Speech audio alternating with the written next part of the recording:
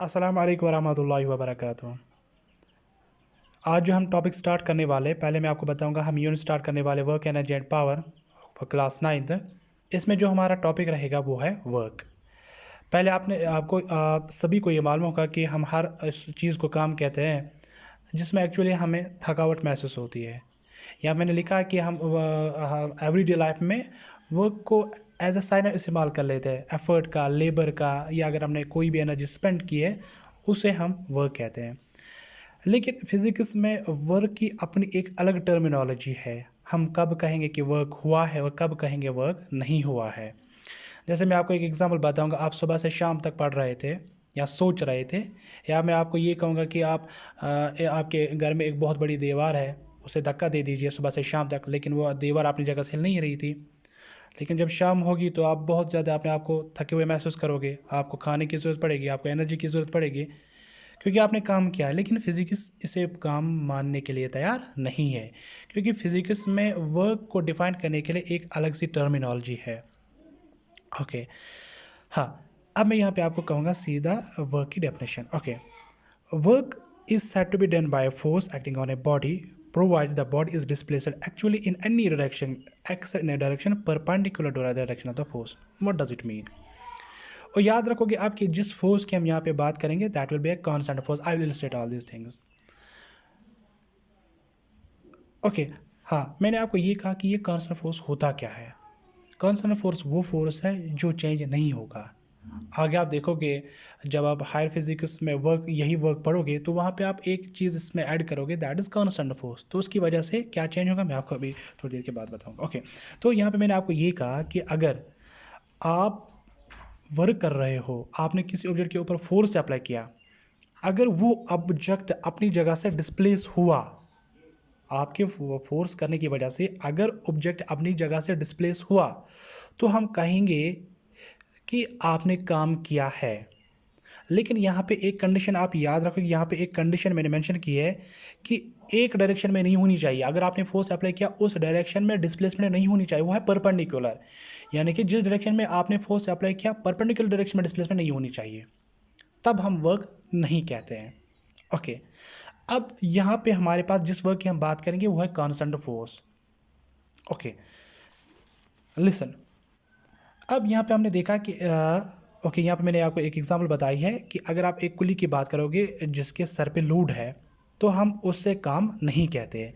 यहाँ पे आपके पास कुली है, उसके सर पे लोड है, अगर ये मूव करेगा, यहाँ पे थोड़ा सा आप ध्यान दीजिए, अगर कुली मूव करेगा इस डायरेक्शन में, चल रहा है आगे से, ओके, लेकिन यहाँ पे जो इस लोड पे फोर्स अप्लाई होगा that will because of gravity of earth, और ग्रेविटी इस डायरेक्शन में होगी, यहाँ पे नीचे वाले डायरेक्शन में, और जो डिस्प्लेसमेंट है that is in this direction. तो यहाँ पे आप थोड़ा सा ध्यान दें, अभी मैंने आपको ये नहीं कहा, तो यहाँ पे एंगल जो है ये 90 बन रहा है, परपेंडिकुलर है। Okay, for the timing work done by constant force, when a constant force F acting on a body produces a displacement S in the body, then work done is defined as the product of force and displacement. So work done is defined as force product of force and displacement. Now remember, force is a vector quantity, so यहाँ पे F, इसके ऊपर हमने arrow डाला है, displacement also a vector quantity, इसके ऊपर भी हमने एक एरो डाल दिया है। Okay, so W is equal to F S. Okay, next.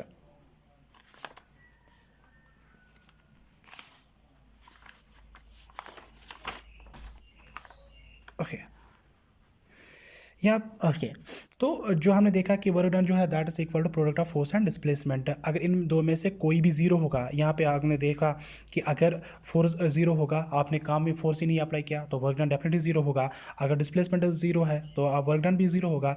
अगर दोनों फोर्स एंड डिस्प्लेसमेंट जीरो है तो वर्क डन भी ओबियसली जीरो होगा ना। यहाँ पे मैंने कहा कि अगर ये हम कांस्टेंट फोर्स की बात करें, क्योंकि हमारे पास जो वर्क डन है, वर्क डन होता है बराबर किसके बराबर, W is equal to force and displacement.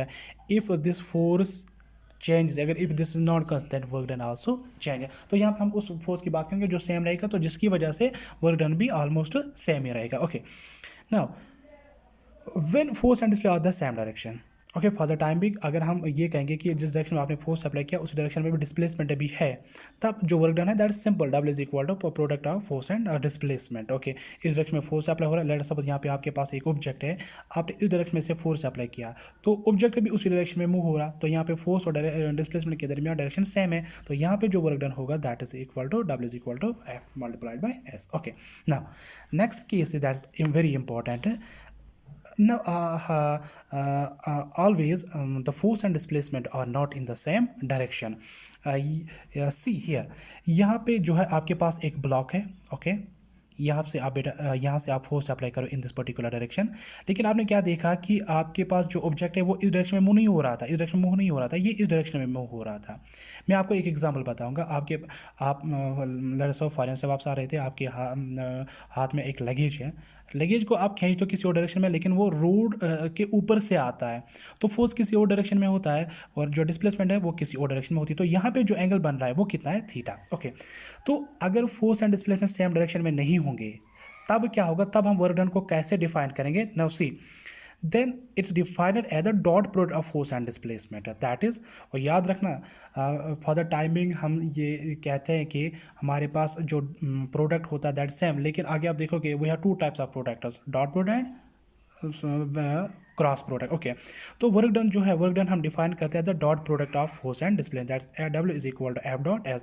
For the timing मैं आपको सिर्फ एक बात बताऊंगा इस डॉट प्रोडक्ट क्रॉस प्रोडक्ट के बारे में, वो ये है कि अगर आपके पास डॉट प्रोडक्ट होगा, डॉट प्रोडक्ट जब आप लेते हो तो उन दोनों के दरमियान जो एंगल आती है that is cosine of theta, और जब आप वेक्टर क्वांटिटी लेते हो तो उसके दरमियान जो एंगल आती है दैट इज साइन थीटा आती है, ठीक है। ओके, और एक और बात मैं आपको यहाँ पे ये कहूँगा कि ये जो वर्क डन है, वर्क डन हमारे पास एक वेक्टर क्वांटिटी है, सॉरी स्केलर क्वांटिटी है। वर्क डन कौन सी क्वांटिटी है? स्केलर का। लेकिन यहाँ पे आप ध्यान दीजिएगा, यहाँ पे आपके पास फोर्स है, force is a vector quantity, S displacement is also a vector quantity.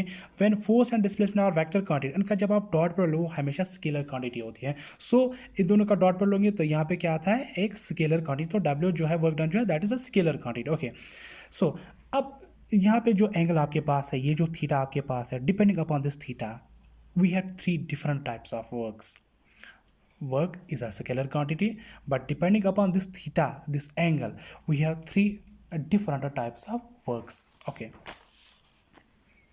okay, हाँ, और जो इसका ऐसा यूनिट है वो तो है joule. So nature of work done, though work done is a scalar quantity as I mentioned it, but its value can be positive, negative as well as zero. Now first it is positive work done when theta is equal to 0. Now how this possible, theta is equal now मैंने आपको अभी कहा था ये कि अगर आपके पास एक ऑब्जेक्ट है, अगर आपके पास एक ऑब्जेक्ट है, यहाँ पे मैं आपको थोड़ा सा मेंशन करूँगा, यहाँ पे अगर आपके पास एक ऑब्जेक्ट है, ओके, आपने इस डायरेक्शन में फोर्स अप्लाई किया और इसी डायरेक्शन में अगर आपकी डिस्प्लेसमेंट भी है तो फोर्स भी सेम और डिस्प्लेसमेंट भी सेम, तो एंगल क्या बनेगा, जीरो। जब एंगल जीरो बनेगा, और याद रखना आपके पास ये कुछ ट्रिग्नोमेट्रिक रेशियोज में यहाँ पे आपको छोड़ रहा हूँ, ये आपको याद रखने, आगे जो आपकी ट्रिग्नोमेट्री वहाँ पे आप इस्तेमाल करोगे। Okay, and these are some basic concept. W का F S cos of theta, theta क्या बल्ले यहाँ पे जीरो, और जो कॉस जीरो है, जो 10th की ट्रिग्नोमेट्री वहाँ से आप चेक कर सकते हो, जो कॉस जीरो है वो हमेशा किसके बराबर, +1। तो यहाँ पे जो वर्क डन आता है वो क्या आएगा, प्लस एफ एस। ओके, यहाँ पे मैं आपको एक एग्जांपल बताऊंगा हाउ दिस इज पॉसिबल कि पॉजिटिव वर्क डन कब आता है। एक तो यह है, यहाँ पे आपके पास एक जनरल एग्जांपल है कि when they are the same direction. Example यानी when a body falls freely under the action of the gravity then force is in the same direction. Okay, see यहाँ पे आप ध्यान दीजिए, यहाँ पे आपके पास एक ऑब्जेक्ट है, ठीक है, यहाँ पे आपका ऑब्जेक्ट है, आप इसे फ्रीली फॉल ऊपर से नीचे छोड़ रहे हो, नीचे छोड़ें तो डिस्प्लेसमेंट किस डायरेक्शन में, ऊपर से नीचे। लेकिन यहाँ पे जो इस ऑब्जेक्ट को मजबूर कर रहा है नीचे आने में वो कौन सा फोर्स है, फोर्स ऑफ ग्रेविटी। तो यहाँ पे फोर्स ऑफ ग्रेविटी और एस जो है that are in the same direction, so what is the angle, zero. So what will the angle is zero, so what will the work done, zero. Okay, now negative work done, negative work done is when theta that is the angle is greater than 90 degree. अगर आपके पास obtuse angle या 90 से ज़्यादा angle होगी तब जो work done होगा, उसमें जो वर्क डन आएगा वो होता है नेगेटिव। या मैंने आपको एक एग्जाम्पल बताया, लेट सपोज आपके पास एक ऑब्जेक्ट है, आपने इसे ऊपर फेंका, ओके, और याद रखना यहाँ पे जिस वर्क डन की हम बात करें, यहाँ पे मैंने कहा आपको वर्क डन इज जीरो। यहाँ पे वर्क डन जो that's work done by gravity, किसकी ग्रेविटी, अर्थ की ग्रेविटी, जो वर्क इस ऑब्जेक्ट पे करे दैट इज जीरो। ओके, यहाँ पे देखिए, यहाँ पे आपके पास ऑब्जेक्ट है ओके, आप इसे ऊपर छोड़ रहे हो, जब आप इसे ऊपर छोड़ा तो ये इस डायरेक्शन में डिस्प्लेसमेंट ट्रैवल कर रहा है, इस डायरेक्शन में ट्रैवल कर रहा है, लेकिन इस वक्त जो इसके ऊपर फोर्स अप्लाई होगा दैट्स इन दिस डायरेक्शन। तो यहाँ पे मैं आपको बताऊंगा कि ये जो फोर्स है, फोर्स आपने इस डायरेक्शन में अप्लाई किया, लेकिन जो डिस्प्लेसमेंट है दैट्स इन अपोजिट डायरेक्शन। तो यहाँ पे एंगल क्या बन रहा है, एक कंप्लीट एंगल, और this angle that's 180। So cos 180 is always equal to -1। तो यहाँ पे आप देखोगे कि जो वर्क डन है that's F S cos of 180, cos 180 -1, so W is equal to F S -1। तो वर्क डन यहाँ पे क्या आएगा, zero work done obviously when theta is equal 0। या मैंने इससे पहले भी आपको कहा कि if F and S R 0